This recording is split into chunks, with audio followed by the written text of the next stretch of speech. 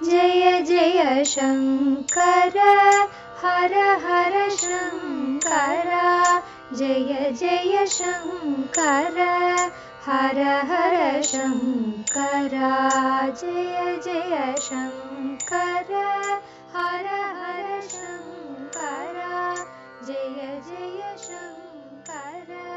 மங்களாரம்பம் தெய்வத்தின் குரல் 6ஆம் பாகம் 16 பெற்று பெருவாழ்வு. வாதாபி கணபதி சரித்திர விவரங்கள். அப்புறம் அந்த ஊருக்கே வாதாபி கணபதி வந்து சேர்ந்தார். அநேக கணபதி பேதங்களில் வாதாபி கணபதி என்று ஒருத்தர் உண்டு. வாதாபி என்ற அசுரனை ஜெரித்துக் கொள்வதற்காக அகஸ்தியர் உபாசித்த கணபதி அவர். திருச்செங்காட்டாங்குடிக்கு வந்து சேர்ந்தவர் இவரே. வாதாபி என்ற அசுர வதத்துக்கு காரணமான அவர் எந்த ஊரிலிருந்து வந்தாரோ அந்த ஊருக்கும் பேர் வாதாபி தான். அசுர வாதாபி வாழ்ந்து வந்த ஊருக்கு பிற்காலத்தில் அவன் பெயரே ஏற்பட்டுவிட்டது. அது சளுக்கிய ராஜ வம்சத்தவர்களின் தலைநகராக ஆயிற்று. சளுக்கிய ராஜாக்களின் புலகேசி என்று பெயருள்ளவர்கள் 2 பேர் இருந்திருக்கிறார்கள். புலிகேசி என்று தப்பாக சொல்கிறார்கள். புலியும் இல்லை, எலியும் இல்லை. சளுக்கிய சாசனங்களில் செப்பேடுகள் சம்ஸ்கிருதத்தில் தான் இருக்கும். கல்வெட்டுகள் கன்னடத்தில் இருக்கும். அப்படி கன்னடத்தில் பொலகேசி என்று சொல்லியிருக்கிறது. அதை பல பேர் பல தினசாக ரூபம் பண்ணி ஒவ்வொரு அர்த்தம் சொல்கிறார்கள். பொலே என்பதற்கு தமிழ் மூலம், தெலுங்கு மூலம், கன்னட மூலம் எல்லாம் சொல்கிறார்கள். ஆனால் அந்த வம்சத்தவர்களில் ராஜாவான பிறகு எல்லாருமே சம்ஸ்கிருத பெயர்தான் வைத்துக் கொண்டு இருப்பதால் இந்த பெயரை புலகேசின், புலகேசி என்று சம்ஸ்கிருதமாகவே சரித்திராசிரியர்கள் தீர்மானம் பண்ணி இங்கிலீஷில் அப்படித்தான் எழுதுகிறார்கள். புலகேசி என்றால் புலகாங்கிதம் அடைவதென்கிறோமே, அப்படி ஆனந்தத்தில் மயிர் கூச்சி எடுத்திருப்பவன் என்று அர்த்தம். ரிஷிகேசன் என்று தப்பாக சொல்லும் ரிஷிகேசன் என்ற பெயருக்கும் அப்படி ஒரு அர்த்தம் உண்டு.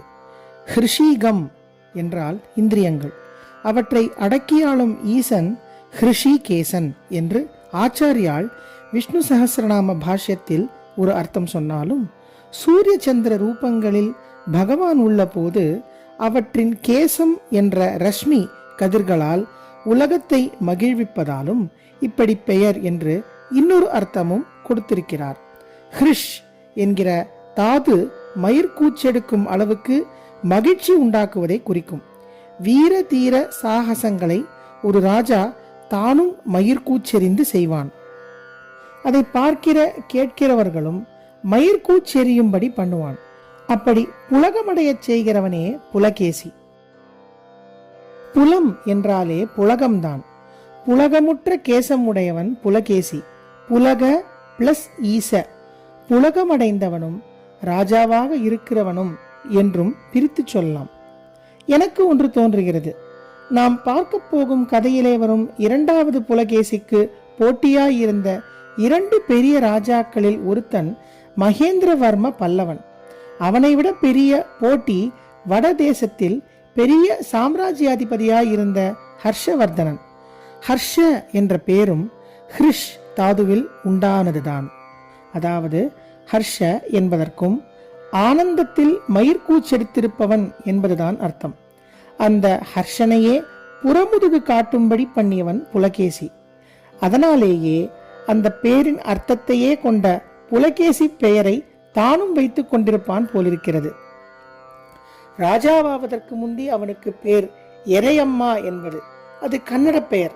ராஜாவான பிறகு சம்ஸ்கிருத பெயர் வைத்துக் கொண்ட போது தன் பாட்டனார் பேர் புலகேசி என்று இருப்பதையும், அது தன்னுடைய ஆர்ச் ரைவலான, அதாவது முக்கியமான போட்டியாளனான ஹர்ஷன் என்பதற்கே இன்னொரு வார்த்தையாகவும் இருப்பதை பார்த்து அந்த பேர் சூட்டிக் கொண்டிருப்பானோ என்று தோன்றுகிறது. கேசத்திற்கு அழகம் என்று ஒரு பெயர். யக்ஷராஜனும் பணத்துக்கு தேவதையுமான குபேரனுக்கு அழகேசன் என்று ஒரு பெயர். அவனுடைய ராஜதானி அழகாபுரி. ரோமாஞ்சம் உண்டாக்கும் சிறப்பை அழகேசன், ஹிருஷிகேசன், புலகேசி முதலிய பெயர்கள் காட்டுகின்றன. 2வது புலகேசி சமாச்சாரத்திற்கு வருகிறேன். முதலில் சிற்றப்பாவால் வஞ்சிக்கப்பட்டு ராஜ்யாதிகார உரிமையை இழந்து கஷ்டப்பட்டான். அப்புறம் புஜபல பராக்கிரமத்தால் சிற்றப்பாவை வீழ்த்தி சிம்ஹாசனம் ஏறினான். சளுக்கிய ராஜாக்களுக்குள்ளேயே தலை சிறந்த இடம் பெற்றான். சத்தியத்திற்கு புகலிடமாயிருப்பவன் என்ற அர்த்தமுள்ள சத்யாஸ்ரயன் என்ற பட்டத்தோடு ஆட்சி நடத்தினான். ராஜாதிராஜ ஹர்ஷவர்தனனும் தன்னை எதிர்த்து போராட முடியாதபடி கலங்கடித்து அவன் நர்மதைக்கு வடக்கோடு ராஜ்யத்திற்கு எல்லை கட்டி கொண்டு திரும்பும்படி பண்ணினான். அப்போது தமிழ் தேசத்தில் பெரிய ராஜ்யாதிபதியாக இருந்தவன் பல்லவ ராஜாவான மகேந்திரவர்மா. மகேந்திர விக்ரமவர்மன் என்பது அவன் எழுதிய மத்த விலாச பிரஹசனம் என்ற ஹாஸ்ய நாடகத்தில் சொல்லிக்கொள்ளும் பெயர். சில்ப கலையும் சங்கீத கலையும் எந்நாளும் கொண்டாடத்தக்க பெரிய கலைஞனாகவும் ரசிகனாகவும் இருந்தவன். அவன் மேல் புலகேசி படையெடுத்து பல்லவ சைன்யம் காஞ்சிபுரம் கோட்டைக்குள்ளேயே முடங்கி போகும்படி செய்து ஜெயித்து விட்டான். இது தீர்மானமாக சாசன ஆதாரங்களில் தெரிவதாக சரித்திராசிரியர்கள் சொல்கிறார்கள். மகேந்திரவர்மாவுக்கு சில தலைமுறைகளுக்கு அப்புறம் ராஜ்யாதிகாரம் அந்த வம்சாவளியின் நேர் வழியில் போகாமல் தாயாதி வம்சாவளியில் வந்த நந்திவர்மா என்பவனுக்கு போயிற்று. அவன் சோமயாகம் செய்த பாரத்வாஜ கோத்திர பிராமணன் ஒருவனுக்கு பூதானம் செய்த போது சாசனம் பண்ணிய செப்பேட்டு கொத்தை காசாக்குடி பிளேட்ஸ் என்று விசேஷித்து சொல்வார்கள். ஏனென்றால் அதில் தானம் தரும் ராஜாவான பல்லவனின் வம்ச பூர்வீகர்கள் பற்றி அநேக விவரங்கள் இருக்கின்றன. அதில் மகேந்திரவர்மா புள்ளலூரில் ஒரு பெரிய வெற்றியடைந்ததாக இருக்கிறதே ஒழிய யார் மேல் வெற்றி என்று அதில் இல்லை. பல்லவர்களின் ஜென்மசத்ருவான சளுக்கியர்களின் மேல்தான் இருக்க வேண்டும் என்று ஊகம்தானே ஒழிய தீர்மானமாக முடிவாகவில்லை. ஆனால் புலகேசியிடம் மகேந்திரவர்மா அபஜயம் அடைந்தது தீர்மானமாக தெரிகிறது என்கிறார்கள். புள்ளலூரில் பல்லவ சைன்யம் சளுக்கிய சைன்யத்தை ஜெயித்திருந்தால் கூட அது நம் எல்லைக்குள் வந்தவர்களை அவர்களுடைய ராஜ்யத்திற்கு திரும்பி போகும்படி செய்வதோடு முடிந்து போயிருக்க வேண்டும். சளுக்கியர்கள் பல்லவ எல்லைக்குள்ளேயே வந்து ஜெயித்த மாதிரி அப்போது பல்லவர்கள் சளுக்கிய எல்லைக்குள்ளேயே தொடர்ந்து போய் அவர்களை ஜெயிக்கவில்லை.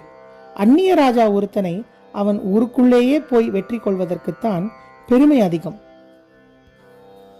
பாதாபி கணபதி சரித்திர விவரங்கள் நாளை தொடரும். ஜெய ஜெயசங்கர, ஹரஹர சங்கர, மகாபிரியவா சரணம். जय जय शंकर हर हर शंकर, जय जय शंकर हर हर शंकर, जय जय शंकर.